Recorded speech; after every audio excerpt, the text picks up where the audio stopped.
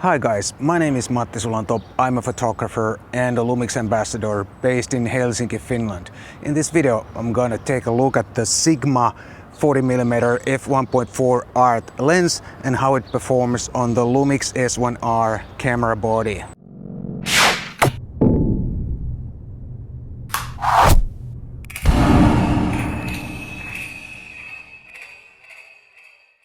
This lens that I have here, it's not mine, it's on loan from Foca.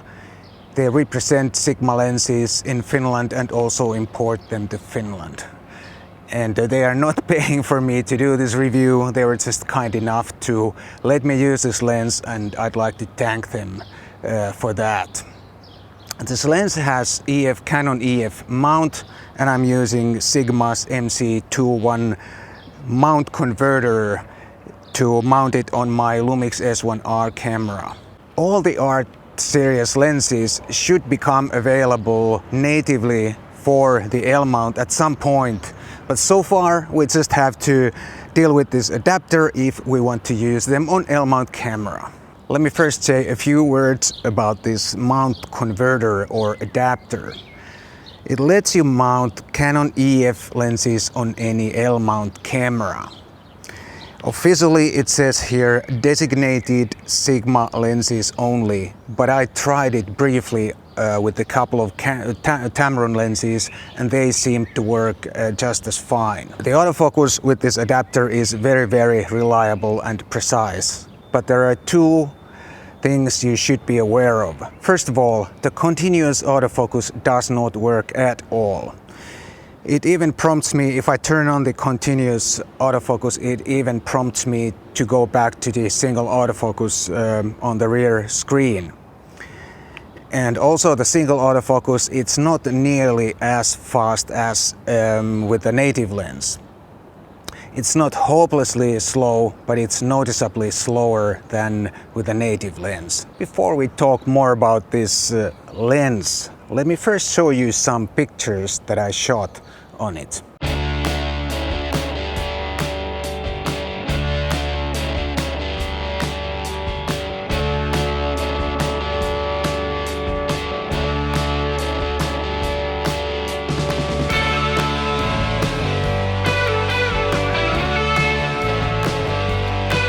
This is one of the latest art series lenses. This 40mm f1.4 art lens was first announced at Photokina 2018 and it became available this spring in 2019. It has a focal length of 40mm and a fast maximum aperture of f1.4. This is a fairly complex lens for a single focal length 40mm lens. It has 16 lens elements in 12 groups inside of it. It's also quite a heavy weight. The filter thread is 82mm and it weighs in at about 1.2 kilograms. Yes, you heard it right, 1.2 kilograms. Sigma says this is some sort of a benchmark lens.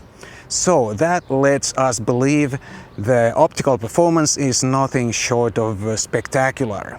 And we're gonna find out about that after checking out these few more pictures that I shot on this lens.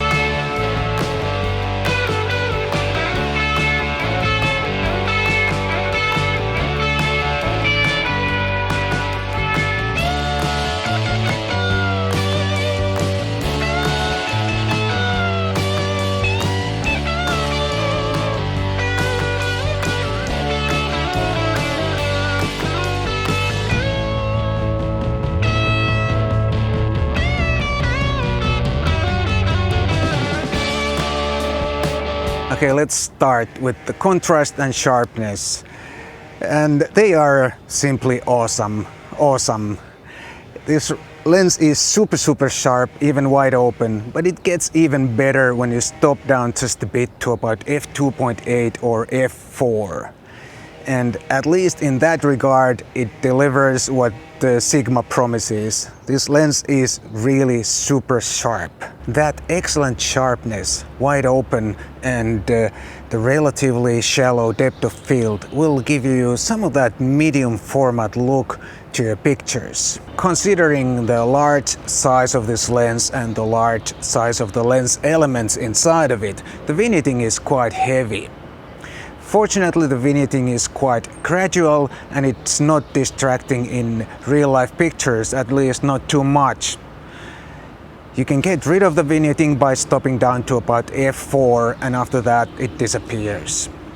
I don't mind about some vignetting as long as the corners of the pictures are not totally black. Fast lenses can suffer in backlight situations, but this Sigma handles it quite nicely.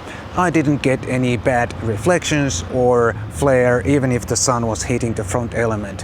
However, in some situations when the sun was hitting the front element at a steep angle from the side, I got a little bit reduced contrast in my shots. And by the way, this lens comes with a lens hood.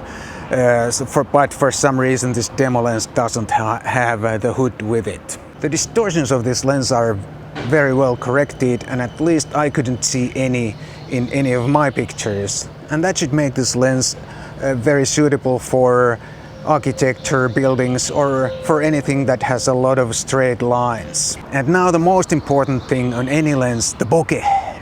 The bokeh on this lens is generally very pleasing. It's smooth and soft without any harshness or rough edges, and the highlights are nice, round and even. However, there can be some minor onion rings on some highlights, but nothing to be worried about. The bokeh is beautiful, at least to my eyes. That's of course also a matter of opinion, but check out the pictures and see for yourself.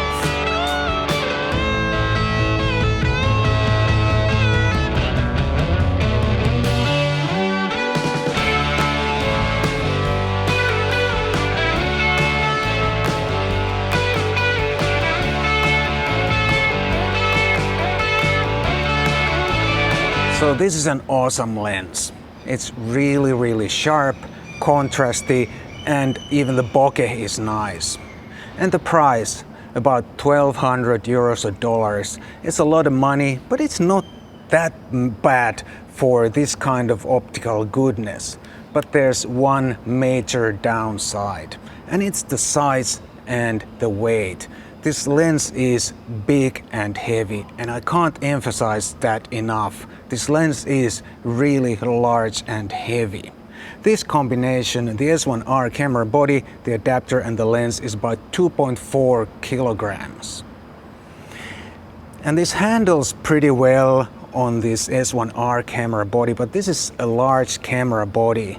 I can't imagine this lens on any of those small cameras, like I don't mention any names, but there are some fairly small full-frame cameras on the market. It feels to me that this is more like a showpiece for Sigma than a lens meant for real-life photography. I'm sure there are a lot of photographers who don't mind about the size and the weight. They just want this lens for its optical performance. But there are also a lot of photographers like me who really don't want to carry around this size or this weight. I'd like to conclude my review of the Sigma 40mm f1.4 art lens by saying that this is truly excellent lens optically, one of the best lenses I've ever used. The mechanical construction is solid and robust, but it's really large and heavy lens.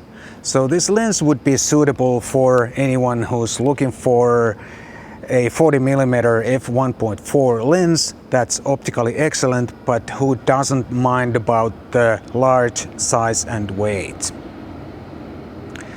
Thanks for watching. I'll see you next time.